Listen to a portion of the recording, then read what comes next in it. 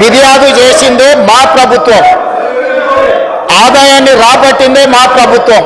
కాబట్టి మేము నోటీస్ ఇచ్చి మేము రాష్ట్ర ప్రభుత్వానికి రావాల్సిన ఆదాయాన్ని రాబట్టుకొని మిగతా అనుమతులకు సంబంధించి ఇతర అధికారులకు ఫిర్యాదు చేసిందే ఈ ప్రభుత్వము, మా అధికారులు.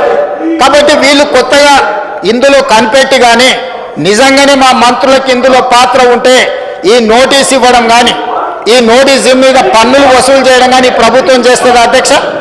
అధ్యక్ష రాఘవ కన్స్ట్రక్షన్స్ ప్రైవేట్ లిమిటెడ్లో మా మంత్రి గారికి ప్రత్యక్షంగా సంబంధం ఉంటే ఈరోజు ఈ నోటీసులు ఇచ్చి ఈ ప్రభుత్వ ఆదాయాన్ని రాబట్టుకునే ప్రయత్నం ఎక్కడ?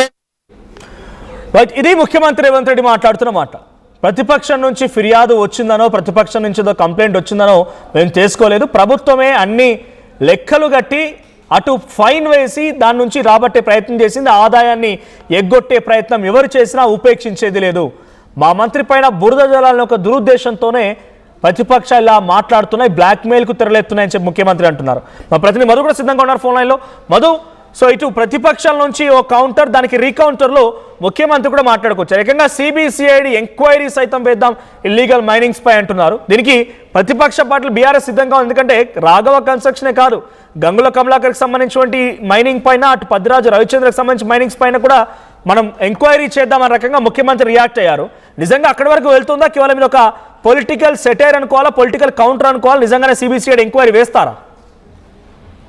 ఎగ్జాక్ట్లీ, నిజంగానే అసెంబ్లీలో ఈరోజు ప్రతిపక్షం అధికార పక్షం వద్ద మాటల యుద్ధం పెరిగింది, ఒక్కసారిగా అట్టుడికిపోయింది. ఒక రకంగా సవాలు విసిరేటువంటి స్థాయికి ఈరోజు అసెంబ్లీ వేదిక అయింది. దాంట్లో కొత్వాల్గూడ, శంషాబాద్ మండలం కొత్వాల్గూడ గ్రామంలో సర్వే నెంబర్ 62, 63లో రాఘవ కన్స్ట్రక్షన్స్ ప్రభుత్వ అనుమతులు లేకుండా భారీగా ఉన్నటువంటి ఒక పెద్ద స్టోన్ క్రషర్ నడుపుతా ఉంది అనేటువంటి తీవ్రమైనటువంటి ఆరోపణలు సభా వేదిక అయింది. ఎందుకంటే లైసెన్స్ లేకుండా అక్రమ మైనింగ్ చేస్తే సంవత్సరం పాటు జైలు శిక్ష ఉంది, తర్వాత 25,000 రూపాయల ఫైన్ ఉంది. మరి దీనిపైన రాఘవ కన్స్ట్రక్షన్ మంత్రి ఉన్నందుకు దాని మీద చర్యలు తీసుకుంటారు అధికారులు, సరైనటువంటి దర్యాప్తు జరగట్లేదు. ఈ ఒకరికి ఒక న్యాయం, మరొకరికి ఇంకొక న్యాయమా? BRS party MLA Gudem Mahipal Reddy సోదరుడినేమో ఈ సందర్భంగా గతంలో అరెస్ట్ చేశారు. మైపాల్ రెడ్డి తమ్ముడు నా సొంత తమ్ముడు లాంటి వాడు, 20 ఏళ్లుగా మేమంతా కలిసి పనిచేసాం. చిన్న తప్పు జరిగిందని రాత్రి అరెస్ట్ చేసి జైల్లో పెట్టారు నెల రోజులు. మరి పొంగులేటి సంస్థలపై ఎందుకు చర్యలు లేవు అంటూ హరీష్ రావు డిమాండ్ చేశారు. ఒకవేళ నేను చేసింది తప్పు అయితే, నేను చెప్పిన అబద్ధాలు అయితే నన్ను ఉరిదీయండి లేదా ఎమ్మెల్యేగా సస్పెండ్ చేయాలి. ఒకవేళ నేను చెప్పిన ఈ నిజాలైతే వెంటనే రాఘవ కన్స్ట్రక్షన్ మీద కఠిన చర్యలు తీసుకోండి అనేటువంటి హరీష్ రావు డిమాండ్ చేశారు. సో దీనిపైన మంత్రులు ముఖ్యమంత్రి డైరెక్ట్గా కలగజేసుకునేటువంటి పరిస్థితి వచ్చింది. డైరెక్ట్గా వాళ్ళు వీళ్ళు చేసినటువంటి సవాలుకి ముఖ్యమంత్రి డైరెక్ట్ గా సమాధానం ఇచ్చారు. ఈ అంశానికి సంబంధించి సిరిసిల్ల ఇసుక మాఫియా పైన సంతోష్ రావు తండ్రి రవీందర్ రావు పైన విచారణకు కూడా ప్రభుత్వం సిద్ధంగానే ఉంది. తమిళ కమలాకర్కి సంబంధించిన ఇల్లీగల్ గ్రానైట్ మైనింగ్ పైన విచారణకు సిద్ధంగా ఉన్నాం. రాజ్యసభ సభ్యుడు వద్దిరాజు రవిచంద్ర కంపెనీ అక్రమ మైనింగ్ పైన విచారణకు సిద్ధంగానే ఉన్నాం. రాఘవ కన్స్ట్రక్షన్ తో పాటు వీటన్నిటిపైన సిబిసిఐడి విచారణకు ఆదేశిస్తున్నాం. విచారణలో నిజాలు నిగ్గు తేలుస్తాయనేటువంటి స్టేట్మెంట్ డైరెక్ట్ గా సభా వేదికగా ముఖ్యమంత్రి చేయడంతో హాట్ టాపిక్ గా మారింది. కేవలం రాఘవ కన్స్ట్రక్షనే కాదు, వీళ్ళందరిపైన గంగుల కమలాకర్, సంతోష్ రావు వాళ్ళ తండ్రి రవీందర్ రావు, Vaddiraju Ravichandra Rajya Sabha member, Raghava construction దాన్నిటిపైన CBCID విచారణకు ప్రభుత్వం సిద్ధంగా ఉన్నట్టుగా తెలుస్తా ఉంది. సో వాళ్ళ బ్లాక్ మెయిల్ ప్రభుత్వంలో కాదు, సిబిసిఐడి విచారణతో నిజం ఏందనేటువంటిది బయటకు వస్తుంది. ఇది వాళ్ళే కనిపెట్టి ఫిర్యాదు చేస్తే చర్యలు తీసుకుంటున్నాం అనేటువంటిది కాదు. గతంలోనే ప్రభుత్వం వివరాలు తీసుకుంది, నోటీసులు ఇచ్చింది, ఫైన్ కట్టారు వాళ్ళు రాఘవ కన్స్ట్రక్షన్. ఇప్పుడు సిబిసిఐడి ఎంక్వైరీ చేస్తా ఉన్నాం, అన్ని విషయాలు బయటకు వస్తాయి. ప్రభుత్వ ఆదాయం గండికొట్టే ప్రయత్నం ఎవరు చేసినా మా ప్రభుత్వం ఊరుకోదు అనేటువంటి స్టేట్మెంట్ చేశారు.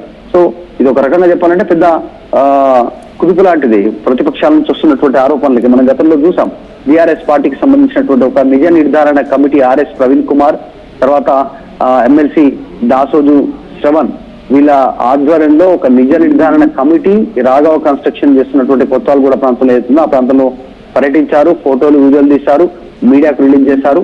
ఆ నిజ నిర్ధారణ కమిటీలో అక్కడ డైరెక్ట్ గా కాంగ్రెస్ పార్టీ జెండాలు, రాఘవ కన్స్ట్రక్షన్ సంబంధించినటువంటి పెద్ద పెద్ద దానికి సంబంధించినటువంటి కంటైనర్లు వాళ్ళ పేరుతో ఉన్నటువంటివన్నీ ఫోటోలు తీసి బయటకు వదిలారు. సో ఈ రోజు సభలో డైరెక్ట్ గా మంత్రి పొంగులేటి శ్రీనివాసరెడ్డి రాజీనామా చేయాలి, ఆయన రాజీనామా చేస్తేనే విచారణ సజావుగా సాగే అవకాశం ఉంటుందన్నట్టు డిమాండ్ చేయడంతో డైరెక్ట్ గా ముఖ్యమంత్రి కలుగజేసుకొని సమాధానం ఇచ్చి సిబిసిఐడికి ఎంక్వైరీకి పిలిచినటువంటి సిచ్యువేషన్ కనిపిస్తా ఉంది. రైట్, అంటే నిజంగానే సిబిసిఐడి ఎంక్వైరీ వరకు వెళ్తుందా? గవర్నమెంట్ సీరియస్గా ఉందా ఈ విషయం పైన?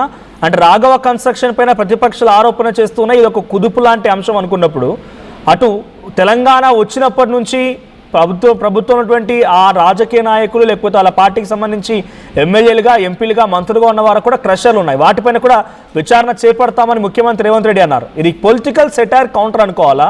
సిబిసిఐడి ఎంక్వైరీ వేస్తారా? అది నిజంగా జరుగుతుందా? అసెంబ్లీలో మాట్లాడిన మాట కాబట్టి అంత సీరియస్నెస్ ఉంటుందా? డైరెక్ట్గా యాక్షన్లోకి దిగుతారా? ఖచ్చితంగా. అంటే దీనిపైన ప్రభుత్వం ప్రతిపక్షాల నుంచి పెద్ద ఎత్తున డిమాండ్ వస్తుంది కాబట్టి ఇప్పుడు ప్రతిపక్షంలో ఉన్నటువంటి నాయకులను కూడా కోర్టు చేస్తూ ముఖ్యమంత్రి రేవంత్ రెడ్డి మాట్లాడారు. దాంట్లో గంగుల కమలాకర్ మాజీ మంత్రి కావచ్చు, ప్రస్తుత రాజ్యసభ ఎంపీ వద్దిరాజు రవిచంద్ర కావచ్చు, సంతోష్ కుమార్ మాజీ రాజ్యసభ సభ్యులు, ఆయన తండ్రి రవీందర్ రావుకు సంబంధించినటువంటి వీళ్ళ ముగ్గురు పేర్లు ప్రస్తావన తీశారు. మరి బీఆర్ఎస్ హయాంలో జరిగినటువంటి అన్నిటిపైన కూడా సిబిసిఐడి ఎంక్వైరీ చేస్తామనేటువంటి స్టేట్మెంట్ ప్రస్తుతం వైరల్ గా మారింది. ప్రభుత్వం సీరియస్ గానే ఉన్నట్టుగా తెలుస్తా ఉంది. మరి రాఘవ కన్స్ట్రక్షన్ పైన వీరందరి పైన చర్యలకు ఉపక్రమించేటువంటి అవకాశం ఉంది సిబిసిఐడి ద్వారా. సో ఏం జరుగుతుందో చూడాలి. కాకపోతే మంత్రిగా అప్పటి వరకు విచారణ జరిగేంత వరకు మంత్రిగా పొంగులేటి శ్రీనివాసరెడ్డి మంత్రిగా కొనసాగొద్దు, రాజీనామా చేయాలి, విచారణ తేలిన తర్వాత తప్పు లేదని తెలిస్తే మళ్ళీ మంత్రి పదవిగా తీసుకోవచ్చు, కానీ అప్పుడు దాకా రాజీనామా చేయాలనేటువంటి డిమాండ్ ను ప్రతిపక్షాలు చేస్తా ఉన్నాయి. కొద్దిసేపట్లో ఎగ్జాక్ట్లీ 5 గంటలకు అదే మీడియా హాల్లో కేటీఆర్ ప్రతిపక్ష నాయకుడు బీఆర్ఎస్ పార్టీకి సంబంధించిన వర్కింగ్ ప్రెసిడెంట్ కేటీఆర్ మీడియాతో ఇదే అంశం పైన మాట్లాడనున్నారు. Right, thank you Madhu. So Raghava construction పైన అటు హరీష్ రావు చేసిన ఆరోపణలకి రికౌంటర్లో ఏకంగా ఇదొకటే కాదు, మైనింగ్ ఇల్లీగల్గా ఏం జరిగినా కూడా ప్రభుత్వం చూస్తూనే ఉంది, ఎవరిని వదిలిపెట్టే ప్రసక్తే లేదు.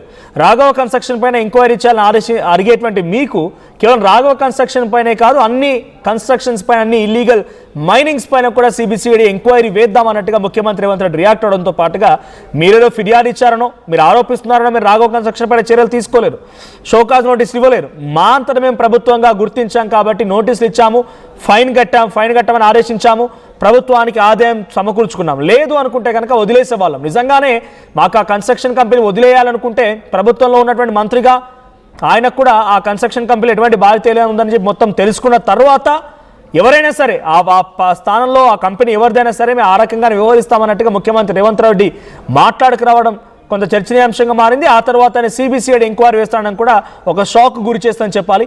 సో నిజంగానే ఆ స్థాయిలో సిబిసిఐడి ఎంక్వైరీ కనుక వేయాల్సి వస్తే కేవలం రాఘవ కన్స్ట్రక్షన్, గంగుల కమలాకర్కి సంబంధించినటువంటి మైనింగ్ వ్యవహారము, పద్దిరాజు రవిచంద్రతో కాదు, తెలంగాణ వ్యాప్తంగా కొన్ని వేల మైనింగ్ క్రషర్లు ఉన్నాయి.